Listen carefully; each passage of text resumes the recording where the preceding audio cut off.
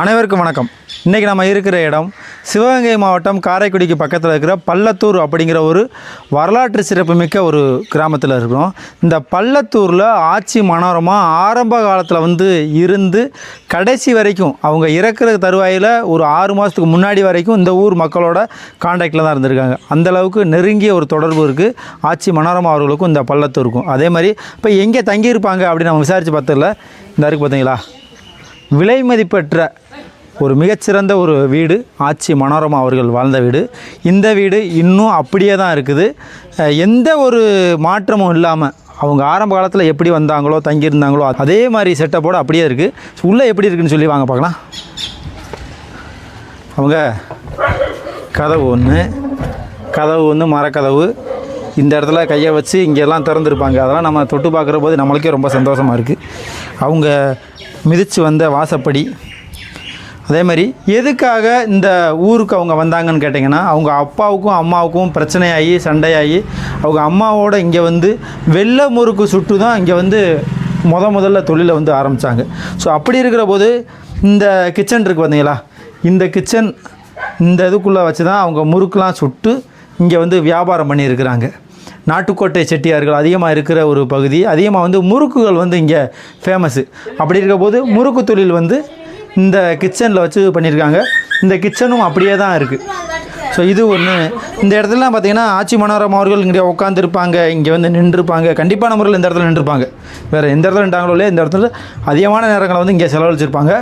So அந்த வகையில் பொதுவாகவே பெண்களுக்கு அப்படின்னு பார்க்குற போது அதிகமான நேரங்கள் அடுப்பாங்கரையில் தான் இருக்கும். அந்த மாதிரி ஆச்சி மனோரமா அவர்களுக்கும் இந்த இடத்துல நின்றுருப்பாங்க. ஸோ அந்த இடத்தையும் இன்றைக்கி நம்ம பார்த்துருக்கோம். அதை தாண்டி அவங்க பயன்படுத்தின பொருள்கள் எல்லாமே இங்கே இருக்குது. இந்த அம்மி இருக்குது பார்த்தீங்களா, இந்த அம்மிக்கல் அவங்க பயன்படுத்தின அம்மிக்கல். இந்த ஆட்டு உரல் அவங்க பயன்படுத்தின ஆட்டு உரல்.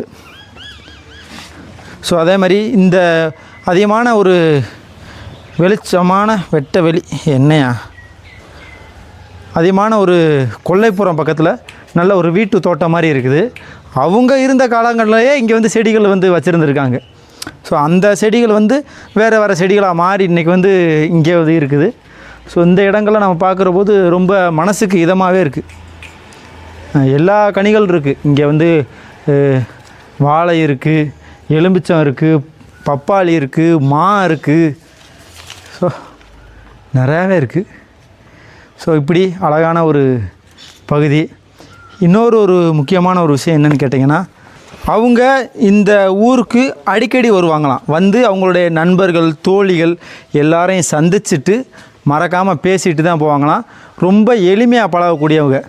ஆண் நண்பர்களாக இருந்தாலும் பெண் நண்பர்களாக இருந்தாலும் நல்ல ஒரு நெருக்கமாக பழகி அன்போடு பேசக்கூடிய ஒரு ஆச்சி மனோரமா அவர்களுடைய வாழ்ந்த வீடு இன்றைக்கி அதே நிலைமையில் அப்படியே இருக்குது. அப்படிங்கிறபோது ரொம்ப சந்தோஷம். ஆனால் ஒரு வருத்தமான செய்தி என்ன அப்படின்னு கேட்டிங்கன்னா, இந்த வீடு கூடிய சீக்கிரம் டெமாலிஷ் பண்ண போகிறாங்க அப்படின்ற ஒரு செய்தி நம்மளுக்கு ஒரு மிக மிக வருத்தமான ஒரு செய்தி. அதாவது அவங்க இருந்த இடம் அப்படின்னு தான் அதுக்கப்புறம் சொல்ல முடியும். அதோடைய தோற்றம் எல்லாமே மாறிடும். ஸோ என்ன தான் தோற்றம் மாறினாலும் ஆச்சி மனோரமா வாழ்ந்த ஊர் அப்படிங்கிற போதே இந்த ஊர் மக்கள் பெருமையாக நினைக்கிறாங்க. அவங்க விட்டு சென்ற சில நினைவுகளை சொல்லிக்கிட்டே தான் இருக்காங்க. இதுக்கு பக்கத்தில் மாப்பிள்ளை விநாயகர் அப்படிங்கிற ஒரு கோயில் இருக்குது. வாங்க அதையும் காட்டுறேன். மாப்பிள்ளை விநாயகர் கோயில்னு இருக்குது. அதுக்கு பக்கத்தில் பூமாலை அம்மன் அப்படிங்கிற ஒரு கோயில் இருக்குது. அந்த கோயிலுக்கு அடிக்கடி சாமி கும்பிட்டுட்டு போகிறதும் வழக்கம். அடிக்கடி பொங்கல் வச்சு கும்பிட்டு போவாங்க. நல்ல ஒரு இறைபக்தியோடு இருப்பாங்க ஆச்சி மனோரமா. இந்த அளவுக்கு இவங்களுடைய நெருங்கிய நண்பர்களை இன்றைக்கி நம்ம சந்தித்தோம். அவங்க வாழ்ந்த வீடை நம்ம பார்த்ததில் ரொம்ப சந்தோஷம். இதே மாதிரி உங்களுடைய ஊர்கள்லையோ உங்களுக்கு தெரிஞ்சோ இது மாதிரி பிரபலங்களுடைய வீடுகள் இருந்துச்சுன்னா சொல்லுங்கள். மறக்காமல் அங்கேயும் வீடியோ பதிவு பண்ணுவோம். மீண்டும் நல்ல ஒரு வீடியோ சந்திப்போம். நன்றி, வணக்கம்.